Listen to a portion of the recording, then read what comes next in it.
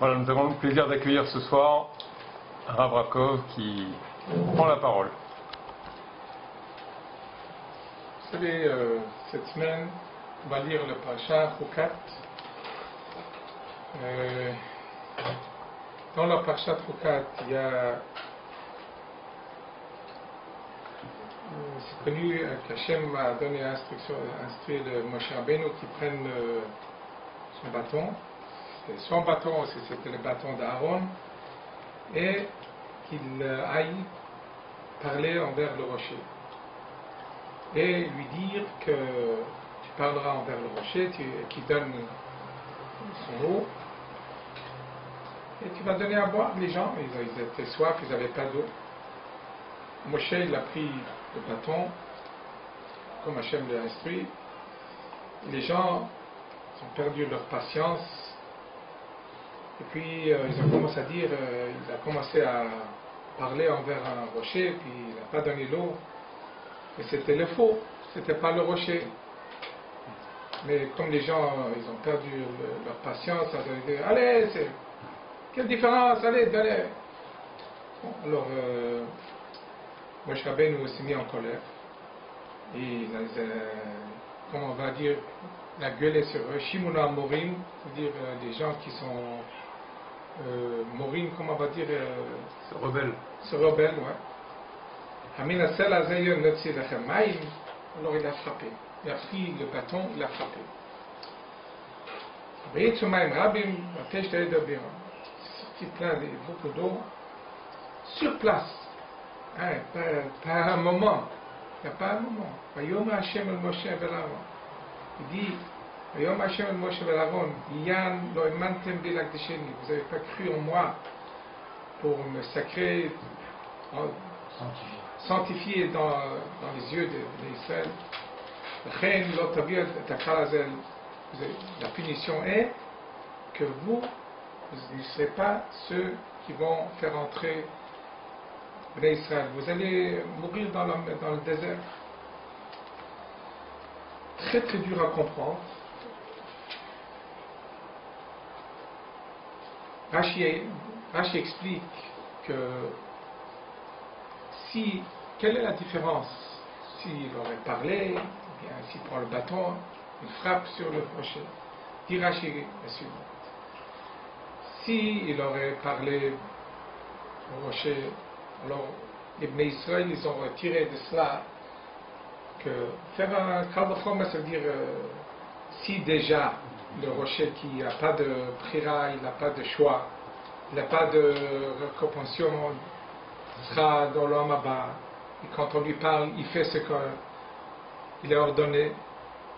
Moi, Bnei Israël, nous Bnei Israël, qu'on a un salaire, on a le prira, le choix, c'est sûr qu'il faut faire ce qu'Hachem nous ordonne. Mais c'est très dur à comprendre. Est-ce que on peut vraiment dire que si je parle envers le Sela comprend et il commence à dire ouais, je vais te donner mon eau, il a de l'eau dedans. Et quand on frappe, est-ce que vous avez vu une fois quelqu'un qui frappe un rocher? Mais je vais voir, je vous donne un million. Si vous frappez sur un rocher pendant 6 heures, et vous me montrez un bout d'eau qui sort de là. C'est impossible. Jamais, jamais. Alors c'est quoi? C'est quoi? C'est Hachem. C'est un miracle d'Hachem. Le miracle est exactement la même chose. Si je parle, bien je frappe. C'est exactement, on voit la parole d'Hachem, on voit, c'est la volonté d'Hachem qui veut donner l'eau. Alors, quelle est la différence? Je vais poser 2-3 questions et revenir pour expliquer. Et aussi après, on va raconter deux histoires. C'est écrit qu'au départ, quand Moshe Rabbeinu, quand Hachem dit à Moshe Rabbeinu, envers Moshe Rabbeinu qu'il sorte les Bnei Israël, alors Moshe Rabbeinu impose envers Hachem que qui est-ce que je suis, comment je peux les sortir. Et après, en plus, il dit les Bnei Israël ne vont pas me croire. Ils ne vont pas me croire. Hein lo yaminuli. Ils vont pas me croire. Si je leur dis que Hachem m'a dit de vous sortir d'Égypte, ils vont pas croire. C'est incroyable, c'est inimaginable, c'est impossible. C'est écrit qu'un esclave ne pouvait pas sortir d'Égypte pendant des centaines d'années. Alors là, tu vas sortir tout un peuple. C'est pas possible. Ils vont pas me croire. Vous savez, en résultat de ces mots-là qu'il a dit, Hein lo yaminuli, il était puni, c'est-à-dire c'était puni lui-même, il est arrivé à fauter, et il a dit, Hachem lui dit, Yan lo imantem lakdisheni, parce que vous ne m'avez pas cru, vous n'avez pas mis tout votre émouna, la croyance en moi, pour me sanctifier. Alors c'est exactement les mêmes paroles. Lui il a dit, Hein lo yaminuli, les Bnei Israël ne vont pas me croire. Hachem, après, eux ils fautent avec le rocher, ils frappent le rocher. Hachem leur dit, vous ne m'avez pas cru pour me sanctifier. Et non seulement ça, regardez la chaîne des événements. Finalement, quand Hachem dit à Moshe Rabbeinu et à Aaron, vous allez mourir, qu'est-ce qu'il leur dit dans quel terme? Hen kavu yomecha lamut. Hen kavu yomecha. Maintenant, des jours s'approchent. Vous allez mourir. Mais il dit hen, dans un terme de hen. C'est écrit dans le Midrash. Moshe Rabbeinu s'exprime, il dit envers Hachem, moi je te dis, hen Hachem, haaretz umlo, je te dis, Shemaim Shmei Hashemaim, je t'ai glorifié. Je dis, Hen Hachem haaretz. Et dans le même terme, tu m'annonces, tu me dis, tu me prévois que je vais mourir. Hachem lui dit, n'as-tu pas dit Hen lo yaminuli? Tu as aussi dit Hen lo yaminuli. Alors je te dis aussi dans cette même forme, je te dis Hen kavu yamecha lamut. Tu vas mourir. Qu'est-ce que c'est le dialogue? Qu'est-ce que ça veut signifier? Qu'est-ce que c'est cette chaîne d'événements?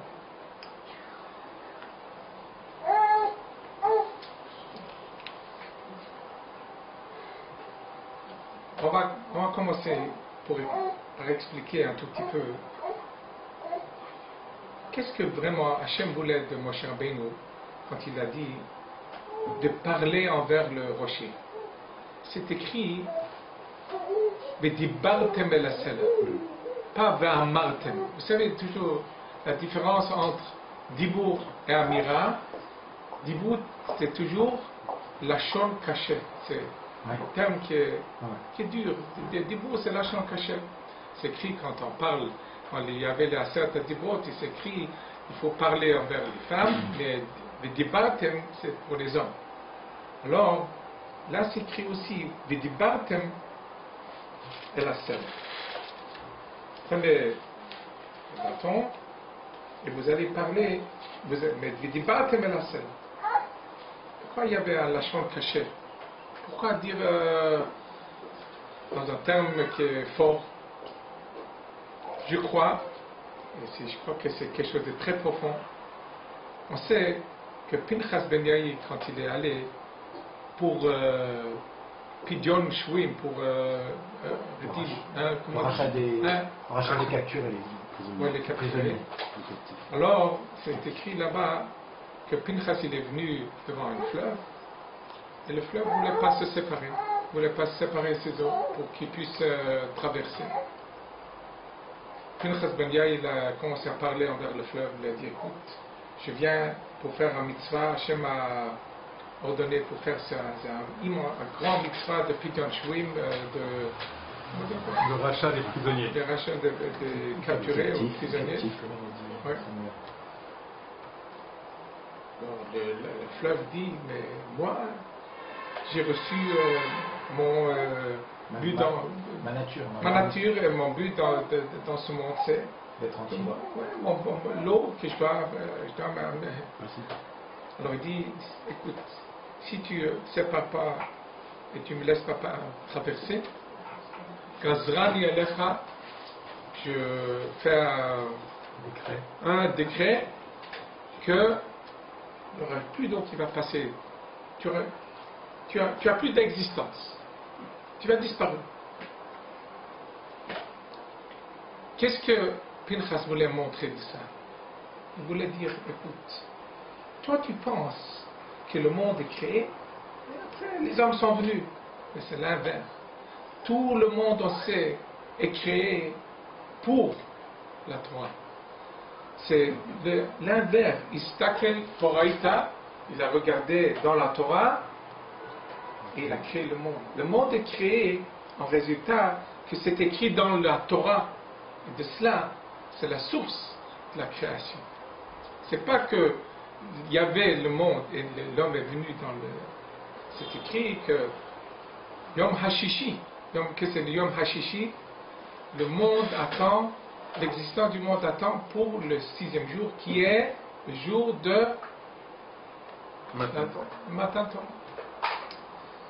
Pinchas Ben Yair, quand il y avait ce dialogue, alors il a parlé d'une manière très forte vers le fleuve. Et sinon, écoute, je t'avertis, tu n'auras rien à faire dans le monde. Comme ça, il a chaque chose qui est dans le monde, c'est pour accomplir pour la parole d'Hachem, la volonté d'Hachem. Et comme ça, c'est probablement des anges aussi. Chaque chose a un ange au-dessus de lui. Il y a un ange. Et comme ça, tu vas disparaître et tu n'auras pas ton tachlif, le but dans ce monde. Apparemment, je veux dire la même chose.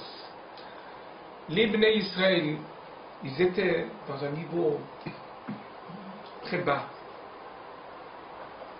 Ils ne croyaient pas dans ça, que c'est vraiment, c'est ce qui se passe dans le monde, c'est rien que la Torah. Et Hachem voulait que Moshe Rabbeinu montre comment c'est fort la puissance de la Torah. Comment il va montrer? Il va dire envers le rocher, rocher, allez, donne-le. Le rocher, qu'est-ce qu'il va répondre? Hachem voulait qu'il fasse un dialogue. Puis il dit, c'est pas gueuler ou crier, c'est dire quelque chose. Qu'est-ce qu'il allait dire?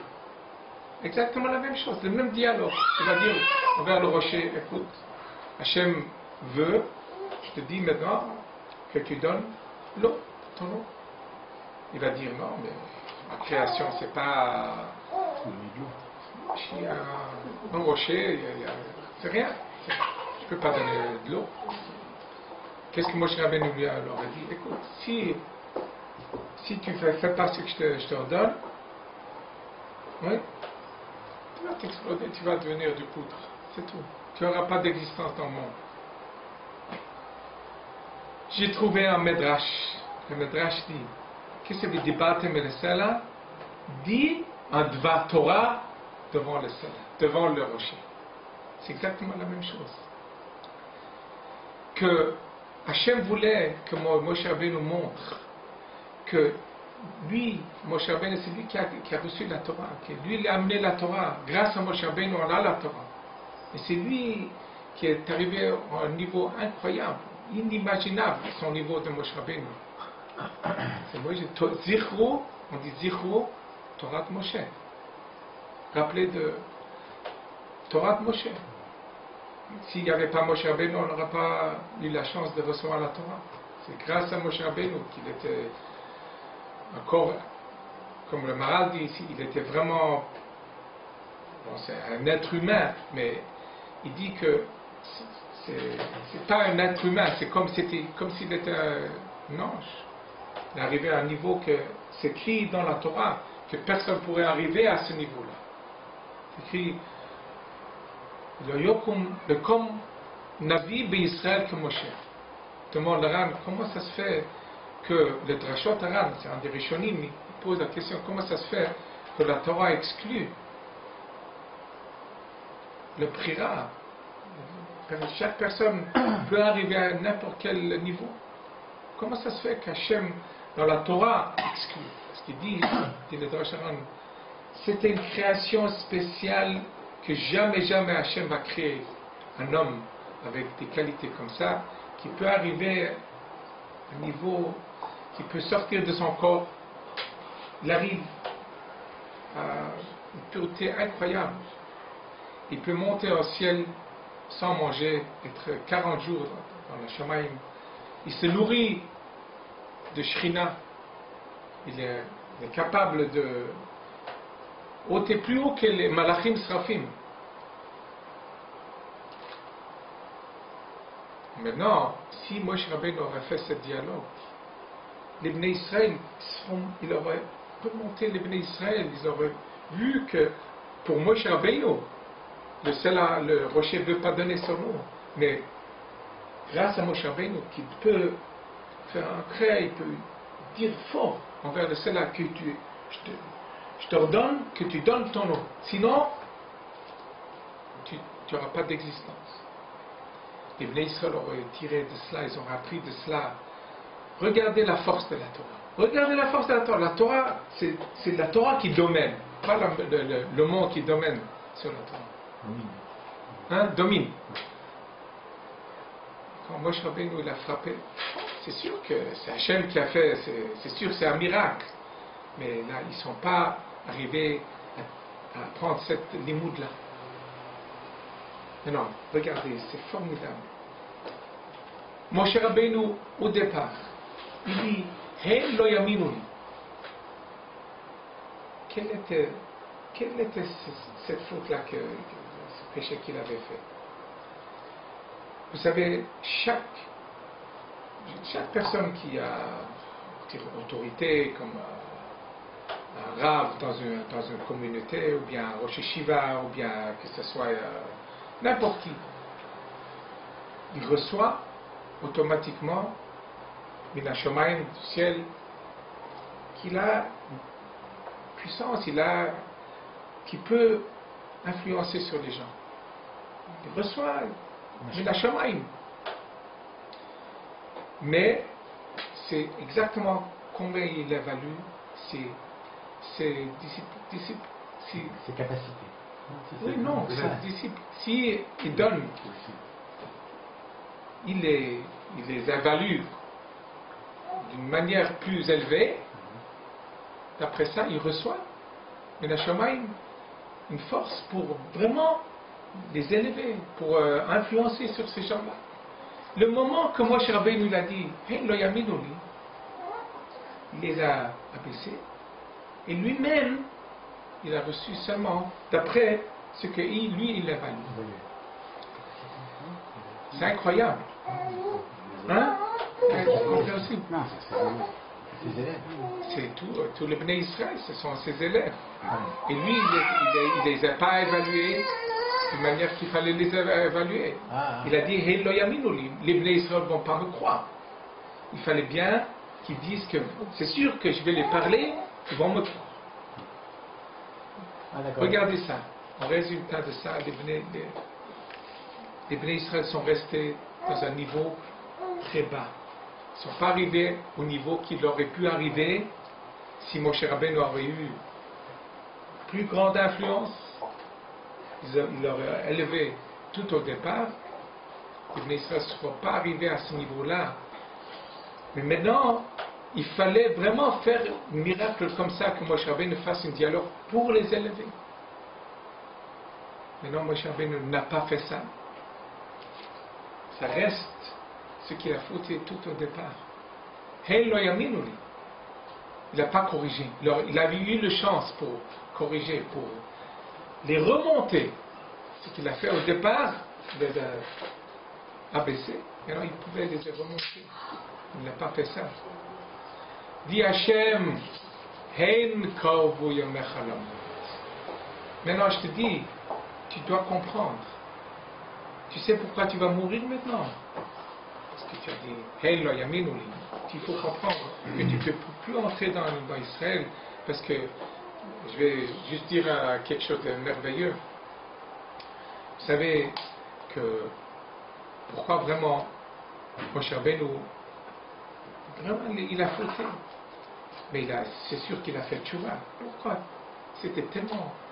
Hachem était tellement dur envers lui. Il ne lui laisse pas rentrer. il a fait 515 tfilot envers Hachem qui lui laisse rentrer. Hachem a dit non. Et le Zohar Kadosh dit pourquoi? Parce que c'était pour le bien de Bnei Israël. Si Moshe Rabbeinu serait rentré et les Bnei Israël ils auraient fauté comme ils ont fauté plus tard, et Moshe Rabbeinu aurait construit le Beth Amikdash avec son niveau, avec son... Il était tellement sacré, Moshe Rabbeinu, le Beth Amikdash n'aurait pas été détruit. On ne pourrait pas détruire le Beth Amikdash, et Hachem aurait détruit le clan d'Israël. C'était pour le bien de Bnei Israël que c'était comme un Mishkan, comme un Mashkon, comme un garantie, un garant. Et puis, quand le Bnei Israël ils ont fauté, Hachem a pris le garant. Et il a laissé le Bnei Israël qu'il y a une continuité pour le Bnei Israël. Alors c'était pour le bien, mais non. Regardez. Si Moshe Rabbeinu, pourquoi ils sont arrivés à pécher après? Parce que Moshe Rabbeinu dit, je sais, Yodati, je sais que vous allez entrer en Israël, vous allez pécher. Parce que les Bnei Israël ne sont pas arrivés à ce niveau. Si Moshe Rabbeinu, si tout cela, si Moshe Rabbeinu aurait corrigé, il aurait parlé envers le Sela, les Bnei Israël seront montés, ils les ont remontés, ils seront rentrés en Israël avec un marchava très pur, avec une pensée pure, jamais ils auraient fauté. Si au départ, tout dépend sur le départ, c'est des racines. S'ils seront rentrés en Israël avec des pensées qui sont vraiment pures, on veut rentrer uniquement parce que Israël il est sanctifié, s'il y a du Kedusha, n'importe où on va, on veut seulement accueillir la Kedusha, on veut s'approcher vers Hachem, jamais ils auraient fauté. La raison pour qu'ils ont fauté, c'est les chaînes d'événements. Ça aussi, étant donné qu'ils sont rentrés avec un niveau plus abaissé, c'était naturel que avec le temps, ils vont fauter, il n'y aura pas Moshe Rabbeinu, ils vont fauter. Et Hachem sera obligé de détruire le Beth Amikdash et pas détruire le Bnei Israël.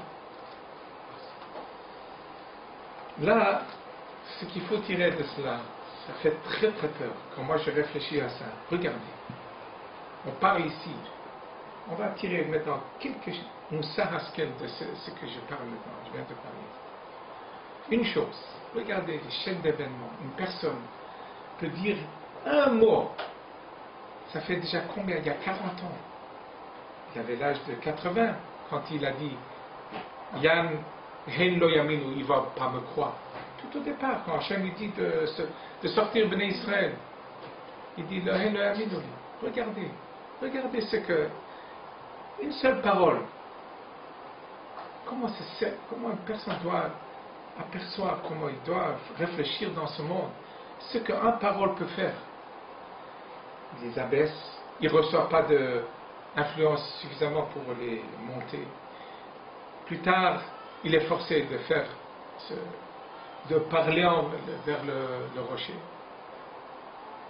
Il a fauté, il ne peut pas rentrer en Israël. On lui rappelle, écoute, Moshe Rabbeinu, Hachem lui dit, écoute, toi tu m'as glorifié avec ce même mot, Hen, non, moi je te rappelle une autre chose. Toi-même, il y a 40 ans, regarde ce que toi tu as dit par rapport au Bnei Israël. Tu as dit, Hen lo yaminu, ils ne vont pas me croire. Hen, eux ils ne vont pas me croire. Je te dis la même chose, Hen, tu vas mourir. Avec les mêmes paroles, tu vas mourir. Moshe Rabbeinu a bien compris. Tellement c'est dangereux, tellement le monde. Chaque parole, je pense très souvent, on ne peut jamais savoir. On dit un mot, quelqu'un, on lui blesse. Parfois il y a quelqu'un qui dit un mot, il est blessé. On ne peut jamais savoir ce que ça peut faire après. On ne sait jamais. Peut-être on va nous montrer. Ou bien on va prendre l'autre côté, le sens de bon sens. Quelqu'un dit pour moi, quelqu'un, tu as tellement bien appris aujourd'hui, même qu'il il n'a pas bien appris, mais il a dit un bon mot. Il se sent bien, il commence à venir plus, s'approche vers le tefila. Et après, à un moment donné, il devient complètement religieux, il fait la mitzvot, et après même il a des enfants qui vont dans les Torah. Il ne sait pas même de ça, mais Hachem va lui montrer, après, quand il s'arrive après 20 ans, il va lui montrer, tu sais, tu vois ces gens-là, c'est toi, c'est tes élèves. Moi, qu'est-ce que j'ai fait? Non, voilà. Voilà les chaînes d'événements. Je te montre les chaînes d'événements. Chaque chose, on ne peut jamais savoir, je vais vous dire. Je me rappelle le Rosh Yeshiva Rav Shach, le grand Rav Shach. Il a dit, je me rappelle qu'il avait dit comme ça. Vous ne savez pas quelle responsabilité vous portez sur vous. Vous pensez que vous venez au Beth Medrash, vous venez tard, vous bavardez. C'est qu'est-ce que ça peut donner? Si toi, tu viens à l'heure, et toi tu apprends sérieusement, et tu ne parles pas de la Shonara, on voit que tu es un bon bachouf, celui-là qui est assis vers toi, il te regarde. Ouais. Il apprend de toi, lui-même aussi, il vient. Mais disons que toi, tu as une bonne tête, tu as un bon nom, mais tu viens par l'heure, mais tu bavardes, mais tu as des bons couchots, tu as des bonnes questions, tu dis des bons raisonnements, tu es très fort dans la yeshiva. Mais qu'est-ce que ton camarade te regarde? Que toi, tu fais ce que tu veux, tu viens tard, lui aussi vient tard. À un moment donné, il quitte la yeshiva, un tout petit peu, il va déjà à gauche, et résultat de ça, Rav Shach il a dit, résultat, les enfants s'éloignent encore un peu, et Chas v'Shalom, les petits-enfants, peut-être même Chas v'Shalom, il se marie avec des goyim. Il va dire, moi, ça n'a rien à faire avec moi. Non, Hachem va lui dire, je te montre les chaînes d'événements. Regarde, si toi, tu étais comme ça, il ne serait pas comme ça. C'est une des choses, c'est incroyable quand on regarde les Midrashim. Moshe Rabbeinu commence, Helo Yaminuli, il est forcé de remonter. Il faut. On lui dit, écoute, maintenant tu vas mourir. Hachem lui dit déjà dans ce moment-là, pourquoi tu meurs. Il comprend déjà dans ce moment, Moshe Rabbeinu n'a pas besoin de monter en haut, mais Moshe Rabbeinu comprend bien que c'est le résultat de ce qu'il a dit au départ. Je vais raconter deux histoires pour un peu renforcer la Mouna et aussi montrer la puissance de la Torah quand on vient de parler. Je vais commencer par l'histoire que c'était très très connu. Je crois que maintenant c'est un peu moins connu. Une histoire formidable. C'est un rapport avec le sujet? Oui, oui. Parce que j'avais une question moi sur. Ah oui. La question c'est de dire, ça fait quand même un peu peur, parce qu'on dirait qu'il y a une sorte, une forme de déterminisme un peu ici. Comme si Moshe Rabbeinu, il n'aurait jamais pu changer cette parole qu'il a dit. Il en était conscient. Oui, bien sûr. Il y a des choses qu'on ne peut jamais réparer. Mais pourtant, un juif, il peut changer le cours des événements. Vous savez que surtout si quand vous faites des dégâts sur l'autre, c'est pour réparer irréparable. C'est à moins que il y a des choses qu'on ne peut pas réparer. C'est quand vous avez fait des dégâts chez quelqu'un d'autre, vous avez, disons, quelqu'un a enlevé la main. Là, tu peux réparer, tu peux le remettre la main, tu as cassé. C'est pas possible. On peut voler de quelqu'un, on peut lui rendre l'argent, rembourser l'argent. Il y a des choses qu'on fait, on ne peut jamais, on ne peut pas réparer. Yeah, c'est sûr. Il y a des choses que c'est vraiment, il y a des choses que non, je vais raconter deux histoires que c'est formidable, ces deux histoires. Une histoire, il y avait une famille en Amérique pas pratiquant du tout. Ils savaient de rien. Ils étaient juifs, mais ils savaient de rien. À peine qu'ils savaient qu'ils étaient juifs. Jeune couple avec un petit bébé. Ils s'étaient en train de promener avec la voiture dans les montagnes. Et la voiture a renversé. Et des tonneaux. Et puis l'homme était tué, le mari, le père, et la femme était sauvée miraculeusement. La fenêtre, elle est sortie de la fenêtre. Elle était jetée de la fenêtre, bien sûr. Et le bébé, il est en vivant, mais il est coincé dans la voiture. Il n'est pas capable d'ouvrir les portes. Comment ça? Elle met les mains comme ça pour sauver l'enfant, mais elle ne peut pas rentrer. Tout d'un coup, miraculeusement, elle a le bébé dans les mains. Alors, elle commence à... Bon, c'était bien sûr la tragédie qu'elle a perdu son mari, un jeune homme, mais elle a senti qu'il y a quelque chose. Mais la Shomaim, c'est du ciel, c'est un miracle. Alors elle commence à après que c'est pris un tout petit peu après que la tragédie, alors elle commence à demander des gens, peut-être il y a des gens qui peuvent m'aider, alors on leur a dit, ouais, vas-y chez un rabbin, peut-être, si c'est un juif. Là, c'est chez un rabbin qui n'était pas vraiment un vrai rabbin, c'était des rabbins de New York. Hein? Elle a senti que c'était pas correct, c'était pas du vrai, comme on va dire. Jusqu'elle est arrivée chez un vrai rabbin. Le rabbin donne les conseils que tu dois faire tchouva, il faut s'approcher vers Hachem. Hachem t'a fait ce miracle. Bien, elle est devenue pratiquant 100%. Et, à un moment donné, elle décide qu'elle veut aller faire la Lia d'Israël et elle choisit l'endroit le plus sacré. C'est quoi? Bnei Brak. L'Ira Torah Bnei Brak. Avec la chaleur dans l'été, elle désigne, elle choisit qu'elle va aller à Bnei Brak. Bon. Elle s'est installée à Bnei Brak. L'enfant, elle a envoyé dans c'est une école, mais c'est un cheder. En Israël, ça s'appelle un cheder. La plupart du journée, c'est Kodesh, mais il y a 2-3 heures qu'on enseigne aussi des chol.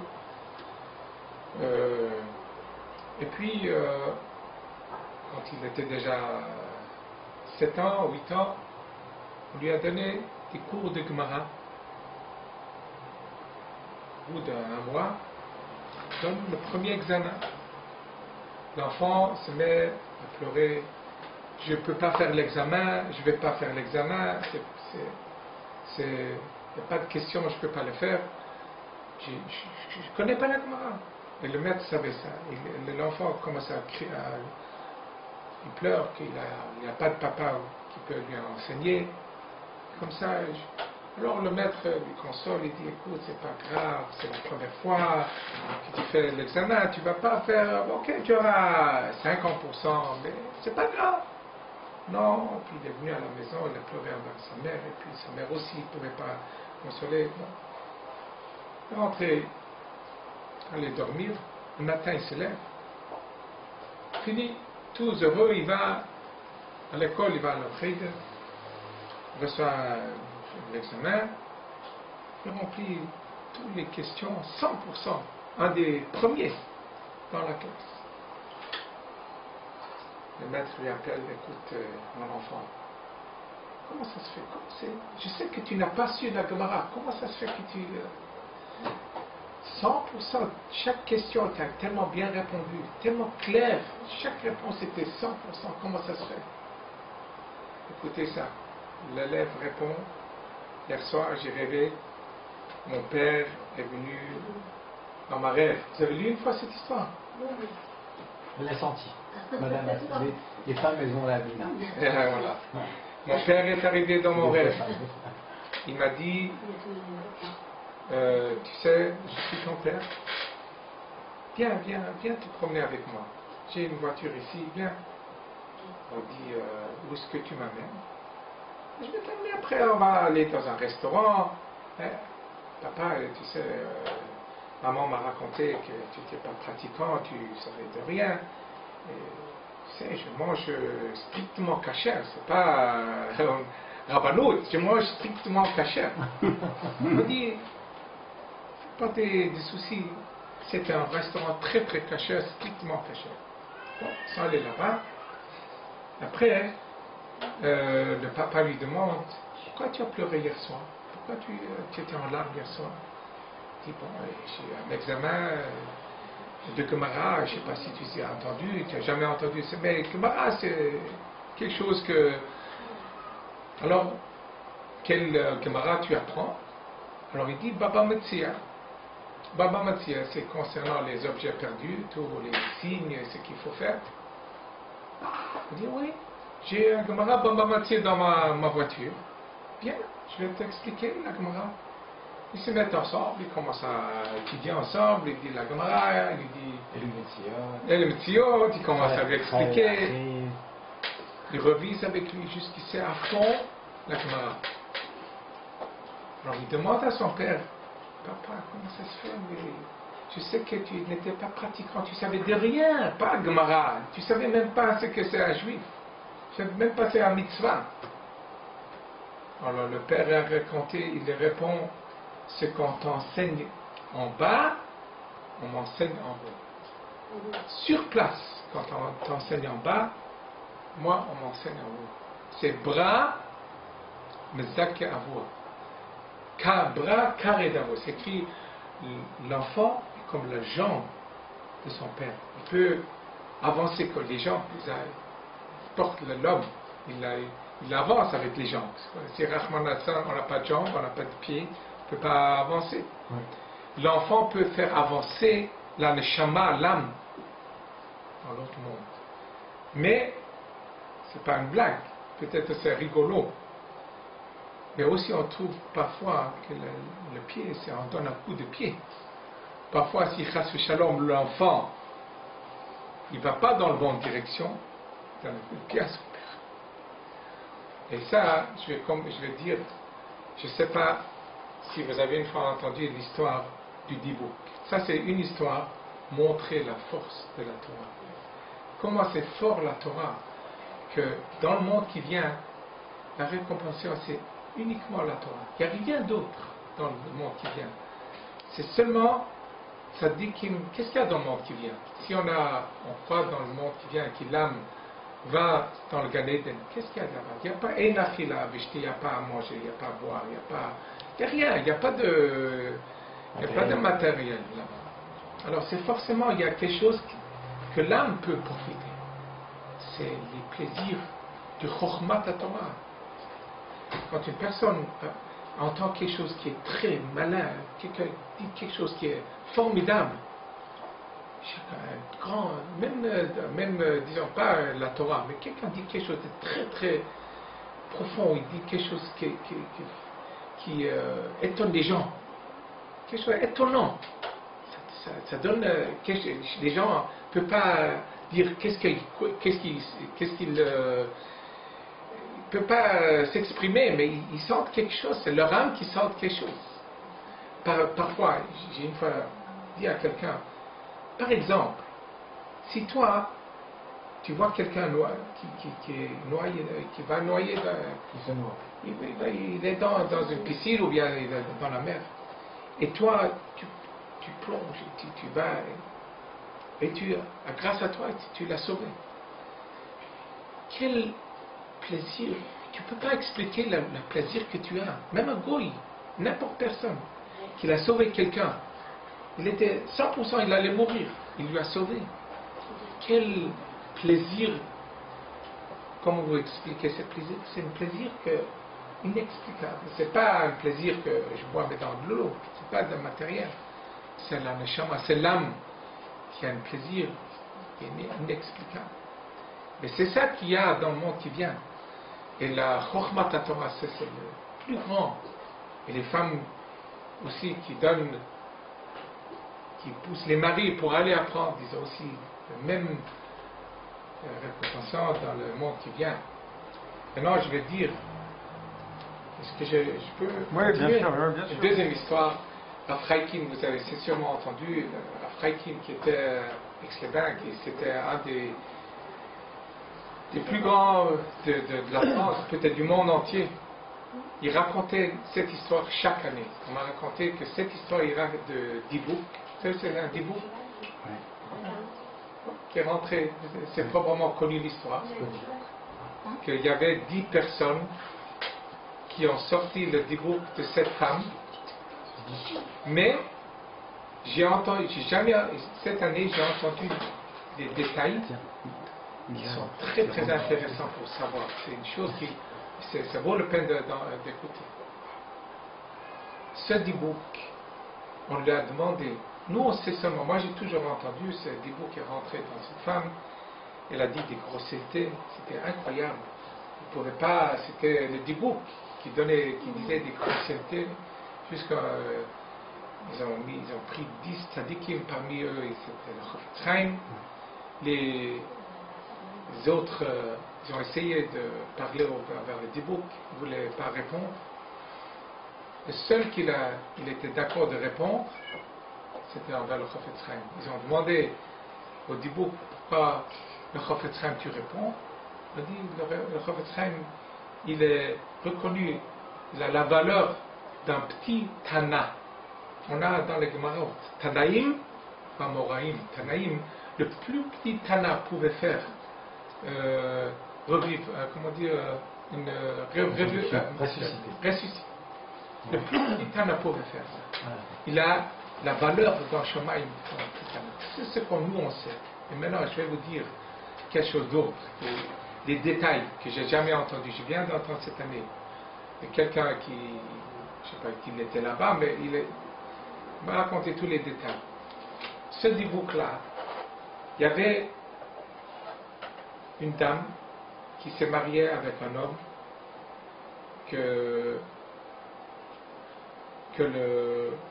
cet homme-là, c'est un avrech qui voulait apprendre toute la journée. Il sacré toute sa vie pour le limud Torah. À un moment donné, le père de cette fille a dit, écoute, j'ai des affaires, peut-être tu peux venir un peu dans le business, m'aider quelques heures par jour. Bon, il a dit, bon, je ne peux pas refuser, bon, je vais commencer 2-3 heures par jour.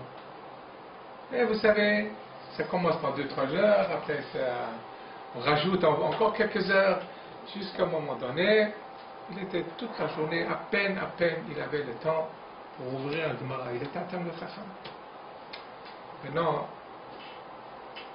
les parents, c'était les grands-parents, je ne sais pas, je ne me rappelle pas les détails, on les a sortis du Gan Eden.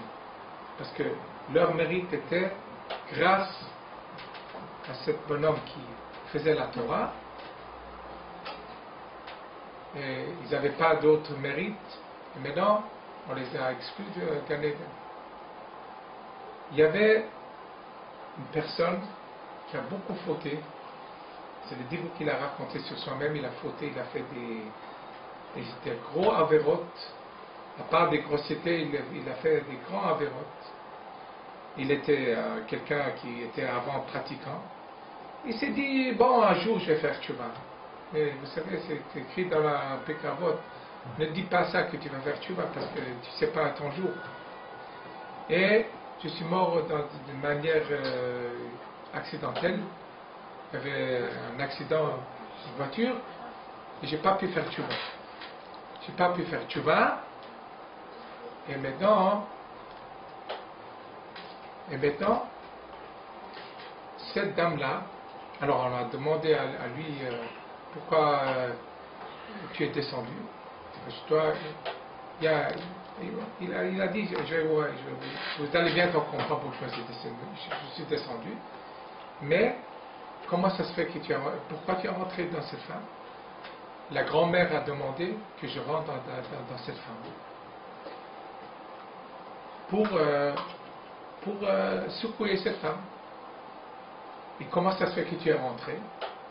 Alors elle a dit, qu'elle était dans la cuisine et elle a pris quelque chose à boire, elle n'a pas fait de bracha.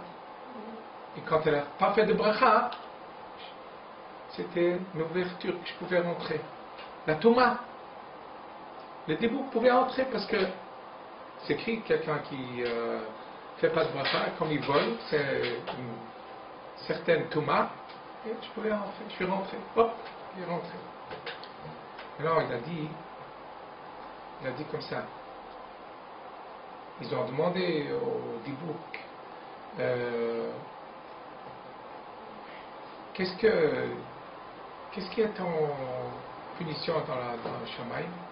Il dit comme ça, sachez une chose, il a dit, l'âme, le niveau où le péché, ou les envies qu'on a dans ce monde,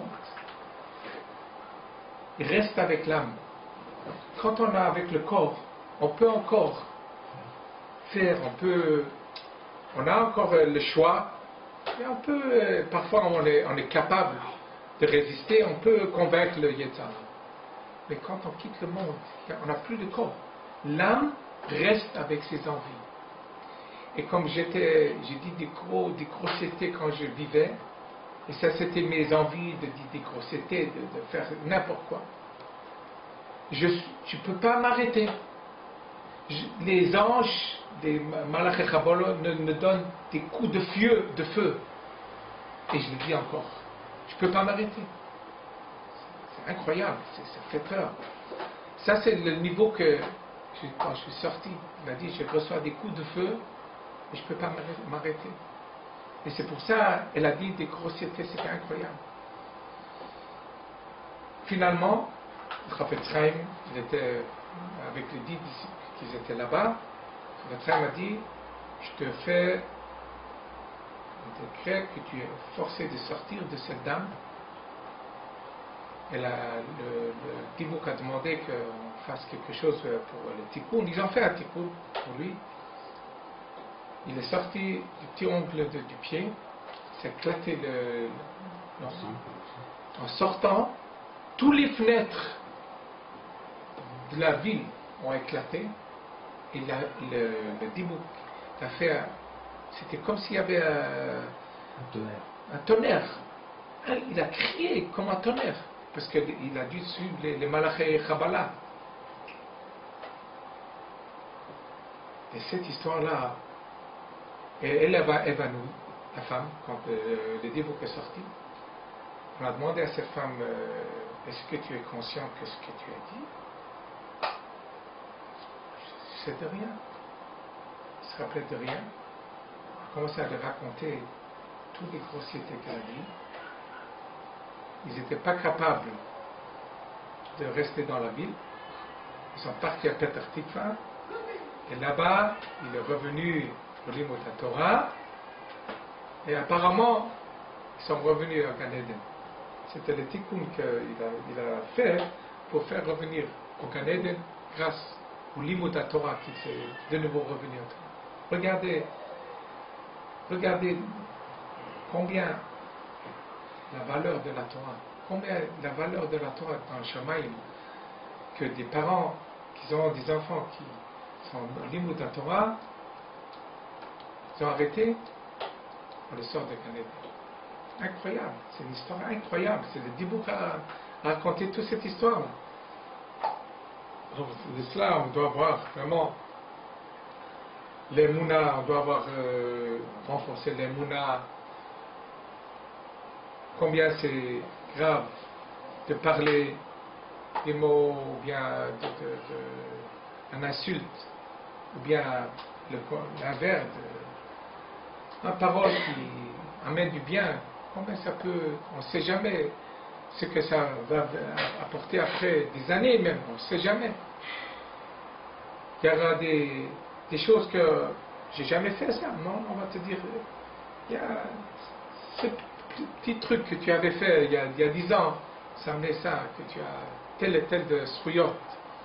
Ça peut être l'inverse aussi. Et ça, on voit, ça on peut tirer de Moshe Rabbeinu, et ça on voit que comment il faut toujours réfléchir avant de dire quelque chose, parce que La parole qui est dite, on ne peut jamais le retirer. C'est déjà dit. Par contre, quelqu'un qui s'était, qui n'a pas dit, c'est la beshtika betrei, c'est une valeur de deux. Alors, il faut vraiment faire attention à ce qu'on dit et aussi valoriser plus la Torah, parce que c'est vraiment ce que la Torah vient nous enseigner, que si Moshe Rabbeinu il aurait parlé envers le ciel, il y aurait ce dialogue, les Bnei Israël seront remontés sur le niveau qu'il veut dire. D'accord. Christina.